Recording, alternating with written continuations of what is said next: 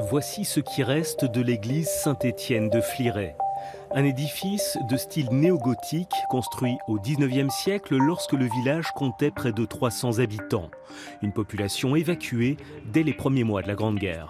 Le village est vraiment pris entre les deux lignes de front. Donc il va évidemment être très vite bombardé. Notamment, qu'est-ce qui est en premier touché dans les villages? Ce sont les éminences, donc les églises, les clochers. Donc l'église, en 1916, on sait qu'elle est déjà en ruine, d'après les cartes postales françaises et allemandes aussi, les cartes postales de propagande allemande qu'on a retrouvées. Pour marquer le centenaire de la guerre, la communauté de communes du Chardon-Lorrain a fait appel à un artisan numérique et à une historienne. Leur mission, recréer le village détruit en images 3D. Les piliers là, ils sont à 80 de diamètre. D'accord. Donc effectivement, ça correspond à ce qu'on a vu dans les documents des archives. 9 mois de travail ont été nécessaires, avec dans un premier temps une minutieuse enquête sur le terrain. Là, on n'a plus la voûte, donc impossible de savoir de quelle manière elle était composée. Donc pour ce faire, on va aller dans les archives départementales, dans les archives municipales, dans les archives nationales, à la BNF, dans les mairies, chez les particuliers. C'est sur la base de plans d'époque, de photographies ou de cartes postales que le village a pu renaître. Une reconstitution aussi fidèle que possible, avec une part d'interprétation.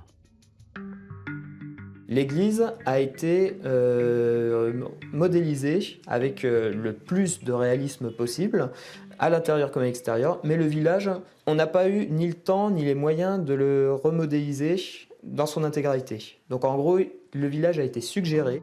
D'autres villages détruits ont pu être reproduits avec une précision de l'ordre de 80%. Une reconstitution qui dépend du type de document existant. Regnéville et son café, largement photographiés, retrouvent ainsi leur visage d'autrefois. Tu vois, dans l'auberge Tassin, en fait, j'avais un doute, mais en fait, j'ai bien fait un raccord au niveau des descentes d'eau, juste ici, en fait. Oui, d'accord. Voilà, puis après, là, je sais qu'il y avait une descente de cave. Oui, spirale. Voilà. C'est émouvant. Parce que, en tant qu'historien, on essaye toujours d'approcher un peu l'époque au plus proche. Et ça, c'est une méthode, en fait. C'est une méthode voilà, pour essayer d'entrer dans une époque, dans des ressentis, dans des ambiances, etc., qu'on essaye d'approcher avec les images d'archives aussi. Ces images 3D sont aujourd'hui visibles dans les villages détruits. Des panneaux ont été posés par la communauté de communes, des projections sont organisées et les vidéos mises en ligne sur Internet. Au niveau de la mémoire, ça permet de ne pas oublier ces villages, comment ils étaient faits, comment ils étaient construits.